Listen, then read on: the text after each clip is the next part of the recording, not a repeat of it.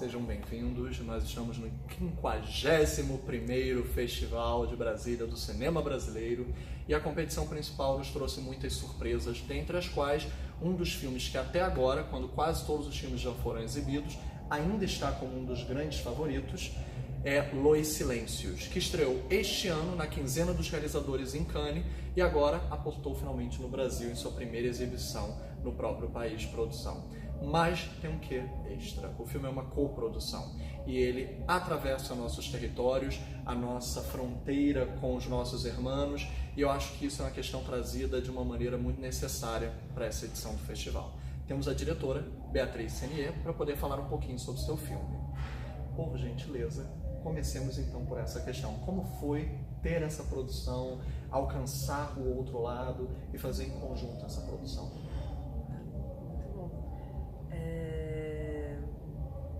Foi um processo assim muito longo, né, desse filme, assim, o jeito que a história chegou em mim, o jeito que eu fui pesquisando, que fui me aprofundando nesse universo, sei lá, quase 8 anos mais ou menos, né, de todo. Mas foi também um processo muito rico de poder ter esse encontro com a alteridade, ao mesmo tempo se reconhecer no outro, se enriquecer através do ponto de vista do outro, se embeber da sua cultura, né, da sua mitologia, da sua música, da sua literatura. Então foi um processo que me enriqueceu demais, assim. Eu fico muito feliz de poder também compartilhar tudo isso que eu descobri. É lindo mesmo, gente. Não é porque a gente está aqui sozinho, não. Como eu disse, favoritismo tem que geralmente envolver um coletivo. Então eu digo quanto está reverberando até agora. O burburinho do festival só fala do filme. E eu acho que, em parte, uma das emoções maiores foi a gente poder ter tido as atrizes aqui. Né? Pessoas representando aquela região, aquele território, e que fala logo de um lugar que a gente não sabia que existia, chamado Ilha da Fantasia, que fica entre as fronteiras. Como foi descobrir esse local, escolher esse local para representar a história e ter a participação de pessoas do próprio local para estarem junto com o filme? Caiu como uma luva, assim. A Ilha da Fantasia é uma ilha que surgiu no Rio Amazonas há entre 20 e 30 anos, ali na tríplice fronteira entre o Brasil, a Colômbia e o Peru. E é uma ilha populada por imigrantes, né? Todo mundo chegou lá nesses 20 anos, por imigrantes e por fantasmas também, né? Eles têm muito essa cosmologia ali daquela região. E foi um encontro, assim, parece que eu estava escrevendo o roteiro para chegar naquele lugar. Assim, sabe quando você fala, nossa, cheguei no lugar que eu estava buscando aqui, que eu estava tentando me conectar, que eu estava, enfim, pesquisando. Eu cheguei lá porque o produtor Sidney Medina, que é um colombiano que vive em Manaus, produz vários filmes do Sérgio Andrade, de várias pessoas. Ele leu o roteiro e ele falou assim, falou duas coisas. Uma, falou assim, como é que você escreveu a história da minha vida? Eu falei, bom, é a história de muitos colombianos que vivem aqui. E a outra coisa que ele falou, isso aqui não passa em Manaus, aqui você passa lá na fronteira. Em Letícia você vai encontrar lá o lugar que você está buscando, né? Tem muito a ver com o que as pessoas vivem lá e tal. Então ele que me cantou essa bola, assim, pra ir conhecer essa região. E aí quando eu encontrei lá, e essas pessoas, né, o modo como elas vivem é uma autogestão, é uma ilha latino-americana, né? A gente tá falando da Ursal, né? É a própria Ursal ali. Tem presidente próprio, tem conselho. Então, tem conselho, eles a cada 15 dias se reúnem, eles limpam a ilha, eles têm toda uma questão de resistência, de viverem lá, né? De receberem imigrantes, de como integrar essas pessoas. Então é muito estruturado, assim, pra mim é incrível ver isso. Eles só não pertencem a nenhum país, porque ninguém ajuda eles, então também eles não devem nada a país nenhum. Muita alma do filme, assim, essa ilha que ela fica 4 meses abaixo da água e ela surge durante 8 meses. Então ainda tem isso, né? Uma ilha que flutua e que às vezes ela tá lá e às vezes não. Você pode chegar lá, só vai ver só as casinhas flutuando no rio, né? Você não imagina que... Então é muito esse lugar das fronteiras mesmo, né? Então são várias culturas que estão lá, tá no meio de 3 países, tá entre os vivos e os mortos, tá entre baixo da água, em cima da água. Pra mim é muito essa terceira margem, sabe? Lúdico, assim? Né? É muito. Já é lúdico naturalmente. Lúdico. Eles se denominaram Ilha da Fantasia. Imagina, eles se reuniram, como é que a gente vai chamar aqui? Essa vai ser a Ilha da Fantasia, porque eles vão viver como eles querem, né? Como eles se projetam, como eles sonham. as casas todas pintadinhas, É, né? as pontes, quase parece produção do filme, de tão belo. Tipo, se a gente não estivesse vendo um filme que parece quase documental, mas ele não é, ele é totalmente ficcional, é só porque ele descobre um lugar que nunca ninguém viu, então esse olhar imediato, esse olhar primeiro, faz que as pessoas meio que se apossem dessa autoridade. Nossa, eu descobri esse lugar, então é um documento. Mas ele é totalmente ficcional e parece que você produziu aquela região. As pontes, a forma como as casinhas... Tipo, a gente imagina, vamos dizer, o imaginário da água, a gente lembra de Veneza, a gente lembra de mercado tailandês, mas a gente não pensa que a gente tem isso aqui. Aqui, do nosso lado, é nosso, para reconquistar esse imaginário.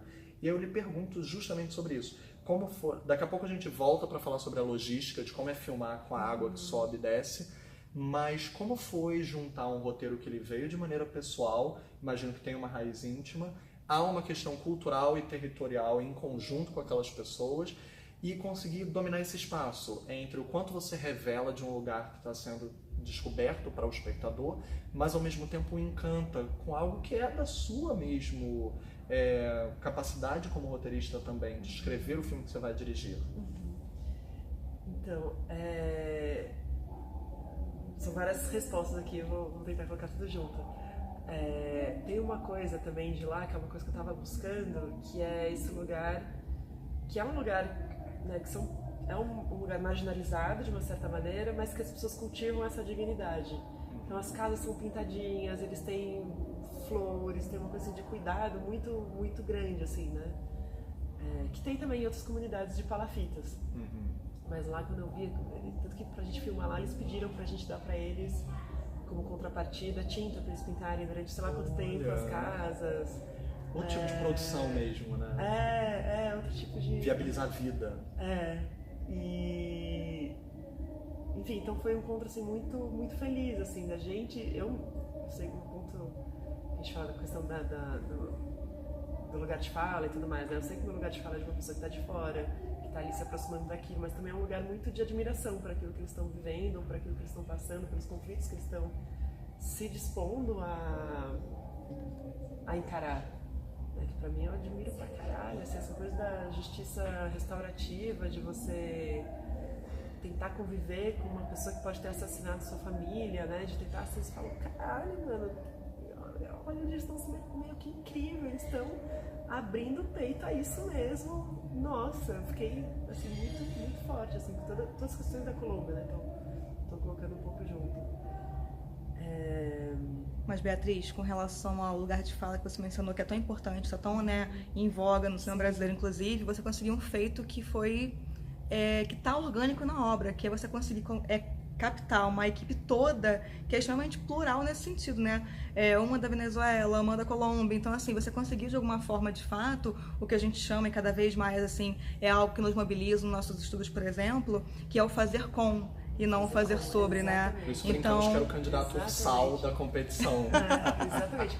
Como foi para você pensar isso tudo, né? Sim. Como essas pessoas foram chegando a você, como você foi buscando esses profissionais que estavam também nas fronteiras dos países, né? Como foi pensar tudo isso? E com o detalhe de que tivemos alguns presentes aqui, dava para ver, né, expresso o quanto eles estavam orgulhosos e se sentiam representados. A produtora que estava aqui sentada ao seu lado falou, as atrizes, então... Não, porque justamente esse lugar pra mim, de fato, também é um lugar de escuta. Então, quando eu entro ali na cena da Assembleia dos Mortos, que é quando eles vão falar realmente, né, do processo de paz, né, dos conflitos e tal, eu não tinha como colocar um roteiro, uma pessoa... Assim, até tinha um roteiro, né, tinha umas questões que eu queria tocar que tinha a ver com aquilo, mas era um lugar, assim, não tinha como ter o Henrique Dias falando, sabe, assim, de uma coisa que não passou. Ou você pertence ou você não pertence. Ou você, né, passou por isso, o meu lugar ali é de pôr a câmera e escutar. De, né, recolher isso e de tentar de uma maneira potencializar esse lugar, né, do que eu ouvi, do que eu escutei, né. E sim, foi uma preocupação bastante grande da equipe. A gente tem, acho que, cara, se bobear, acho que é mais da metade, assim, de colombianos, de pessoas. Então a equipe toda de fotografia é da Colômbia, toda a equipe de arte também é da Colômbia. De produção era dos dois países, mas era ali da Amazonas, então a gente contratou realmente produção de lá, do Amazonas de Letícia. Assim, a gente não trouxe de São Paulo, era eu e o Léo e o Gustavo, sabe, assim, que fazia... Eram 3 pessoas de 45, sabe, assim, então realmente era muita gente da região mesmo. E foi muito... Todas as cabeças de equipe são mulheres também, que foi uma coisa que era uma preocupação também, que a gente estava tratando de uma mulher, de uma mãe. A gente tinha 3 mulheres amamentando no set, então isso também foi muito legal da gente conseguir ter esse cuidado, assim, ter um lugar em que as crianças podiam ficar seguras, ficarem bem, e virem amamentar e voltar, ter uma infraestrutura para estar ou os pais ou as avós cuidando delas, enquanto as mães estavam ali trabalhando 16 horas por dia, né? Então foi toda uma preocupação. O técnico de som de Cuba, a trilha sonora é do Nascui, que é da Venezuela, que fez a trilha do Abraço da Serpente, também tem toda uma pesquisa ali. Os melhores filmes desses últimos anos. Nossa, não, incrível. Ele é maravilhoso. Foi uma troca, assim... Ou seja, realmente, gente, façam mais filmes Ursal. E foi uma descoberta de nós mesmos, assim, de ver, assim, falar, cara, eles estão passando a questão da guerra das drogas, as drogas, né? Que é uma guerra com a população mais pobre, né? Preta, periférica, indígena. É muito parecida com o que a gente passa aqui. Eles falando, né? Quando a moça fala, tá até no filme, que ela fala, imagina você tá na escola, estudando, e depois começa um tiroteio, você tem que se jogar. Meu, me vem tudo que tá passando no Rio agora, sabe? Assim, eu falo, cara, a gente passa por coisas muito parecidas, por que a gente não tá mais junto pra enfrentar isso? Pra criar ideias, né? Pra co-criar soluções, né? Pra situação que toda a América Latina, de uma certa maneira, nesse processo de descolonização, a gente vem passado. Então, realmente é um filme de encontro, né? De encontro de águas, de encontro de almas, de encontro de...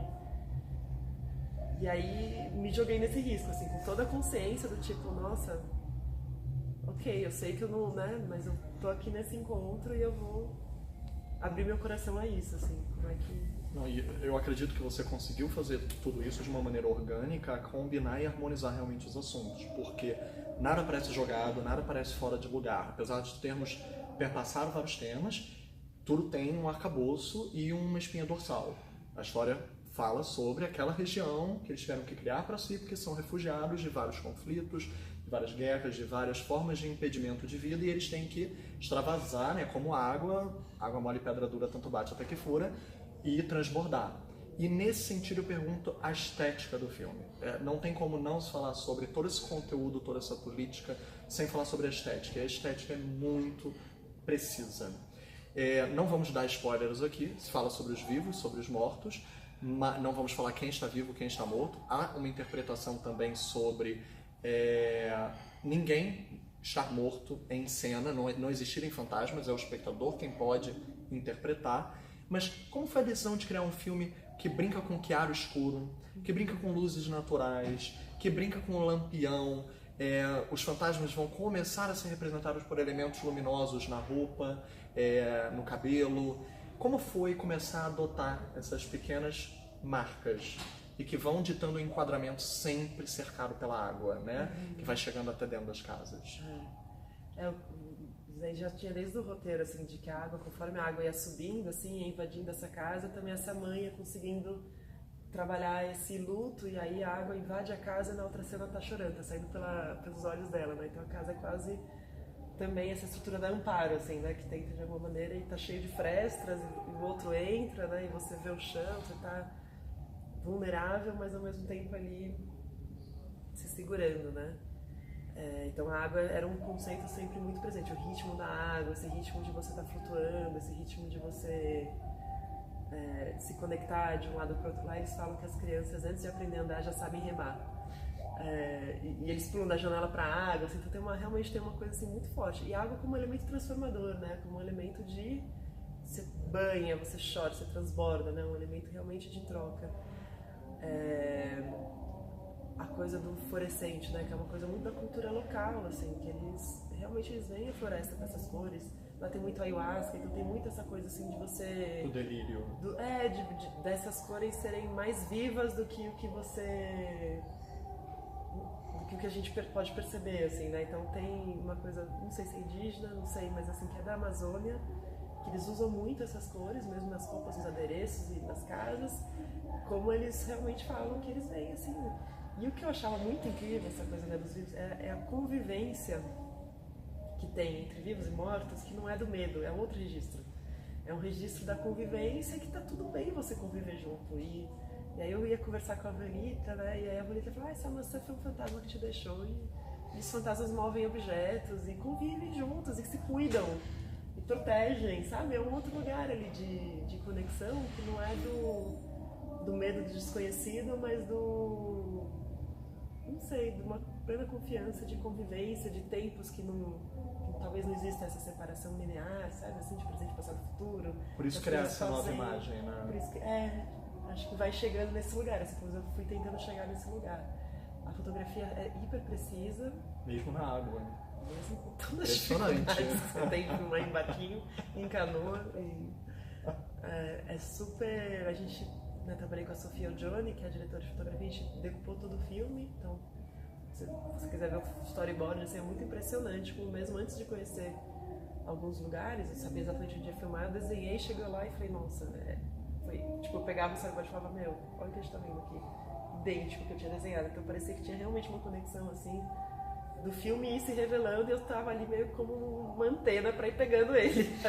Aqui, não, e outra coisa surpreendente também, além da fotografia, é esse trabalho conjunto da iluminação do filme também, né? Porque aí você tá brincando, inclusive, o tempo todo do que tá no claro, no visível, com o que tá no escuro, no invisível, né? E aí a fotografia, o que tá, e a iluminação, o que tá iluminado, o que não tá iluminado no filme, tá o tempo todo nos trazendo também essa percepção, né? Dos vivos e dos mortos, né? Então... a gente vê, o que a gente convive sem ver, o que a gente pressente, não vê.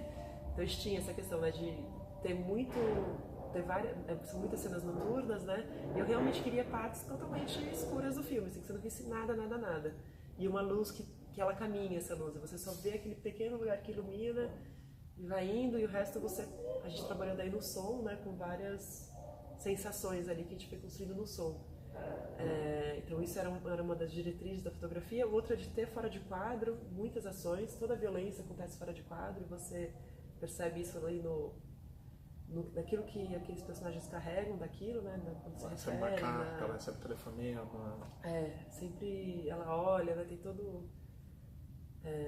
ouve, né? Você ouve o que está acontecendo naquele celular, e você não vê, né? Então é sempre os gritos, tal, é sempre aquela coisa que você carrega, mas que você não está vendo diretamente, porque eu acredito que a imaginação é muito mais potente que qualquer coisa que a gente possa mostrar, e de que a gente já viu muito disso, né? Então...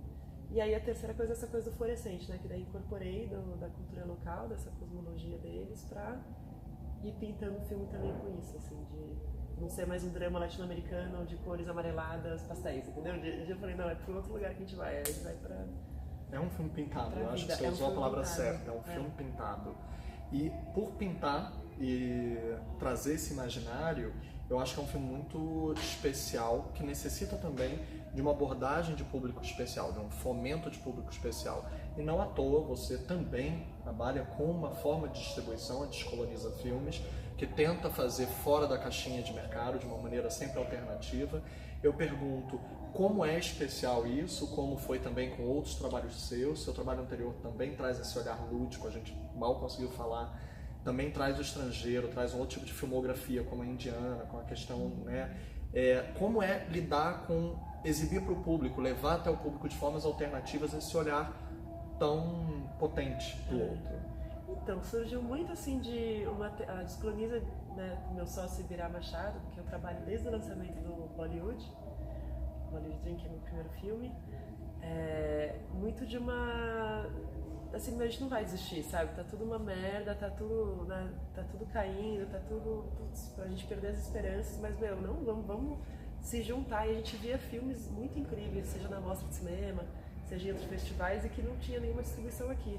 E surgia também muito da gente se reconhecer em outros filmes, né? Então eu vi um filme, sei lá, de uma mulher no Afeganistão fazendo isso, uma mulher na Índia, não sei o que, no Chile, e eu como mulher me reconhecia naquelas trajetórias assim muito. Eu falava, gente, é impressionante como o patriarcado em todo lugar tem o mesmo funcionamento, sabe? Assim, a próxima questão do racismo, você fala, gente, em todo lugar são lutas que parece que não tem fronteiras, assim, né? Da humanidade, é transatlântica, não sei, não tem fronteira, e é transgeracional, né? Você vê também que são gerações e pós-gerações, né, ali, tentando se libertar. E aí, disso a gente falou, bom, vamos tentar começar. Ele trabalhou na vitrine, né, lançar vários outros filmes. Eu tinha esse contato com cineastas de alguma maneira. Eu falei, vamos tentar ver se a gente não consegue trazer né? Eu encontrei o produtor desse filme outro dia no tal festival, vamos ligar lá pra ele, vamos ver se a gente consegue da Amiga do Parque, ou esse, aquele, o Que é um outro filme Indiana. maravilhoso. A gente foi tentando pegar esses filmes, assim, né, dirigidos por mulheres, né, e desse eixo fora a Europa e Estados Unidos, né, tentando pegar essa outra cinematografia. E, obviamente, no Brasil também, né, de tentar apoiar e tentar trazer para o máximo possível de público. Seja em salas de cinema, que acho que é um lugar que a gente tem que continuar também batalhando, né, porque é político também se ocupar esse lugar da melhor projeção, né, do lugar em que você tem mídia, do lugar em que também gera outros tipos de debate, às vezes, né, não tem tanto público, mas gera um monte de mídia, então o debate sobre o filme acaba se infiltrando em outras camadas, como também que a gente está falando, né, de escolas, de universidades, cineclubes, né, de conseguir criar essa rede de cooperação aí, enfim, não acho que é só brasileira, assim, é que a gente tem que ir aos pouquinhos e aí a Descoloniza faz parte do La Rede, que é uma rede de também distribuidores que tem também México, Chile, Argentina, Equador, Guatemala, que mais, acho que não sei se lembrei de todos, mas assim, uma rede latino-americana, então os filmes passam em todos esses circuitos. Então isso também é muito legal, sabe, da gente, de uma certa maneira, e compra junto, às vezes, né, quando tem que comprar o direito, aí divide entre todo mundo, compra junto e coloca nesses lugares. É assim, só a união que o medo faz a força, né? Só unindo que a gente vai conseguir fazer frente à quantidade de desafios que a gente precisa. E a potência que nós temos, né? Está ali à disposição. Pergunto, perante toda essa cosmologia que você traz, esse olhar da empatia e do coletivo, pode falar um pouquinho sobre os próximos projetos? Claro. Eu estou finalizando um documentário que eu rodei faz alguns anos com os contadores de história da África do Oeste. Foi um amigo meu também que me chamou para ir lá acompanhar ele no processo. Ele é dessa família de Djeli, então ele foi para lá para... enfim, o processo de iniciação dele, eu fui lá com a câmera, fiquei olhando junto também, junto com ele, junto com o pessoal. Então eu tô montando isso daí. E aí tem um outro roteiro que daí eu tô escrevendo que... Esse ainda... ainda é muito germenzinho, sabe? Assim, tipo, ele já tem uma estruturinha assim, mas ainda quero... Ainda antes de falar, deixar ele crescer um pouquinho mais. Deixa. A gente fica feliz por poder ter essa troca com todo esse material, já que é vasto. E eu acredito e realmente espero que o Los Silêncios possa ter a carreira que merece no circuito brasileiro. E mais do que o circuito que a gente espera, aquele que vai além do olhar. O das escolas, o dos jovens, e que a gente invada mesmo, o cinema brasileiro invadindo a rede, porque merece. E essa questão da imigração, né? A gente teve há pouco tempo atrás esse caso horrível de xenofobia ali com os imigrantes da Venezuela, do Haiti. Então, para mim, assim, é uma peça assim, muito importante da gente começar a se ver como América Latina, da gente começar, enfim... Se a gente não gera imagem, a gente não consegue se apropriar da identidade da humanidade das pessoas, sabe? Assim, não é número, é humano, tem sonhos, tem desejos igualzinho a gente. Enfim, para mim, espero que a gente consiga... Com certeza. Quem sabe um dia a gente vai ter espanhol nas escolas, né? Obrigatório. Cinema que nem tem inglês, na escola, obrigatório. Escolas, Vamos reivindicar. Obrigado. Obrigada, querido. Muito bom. Eu que o digo.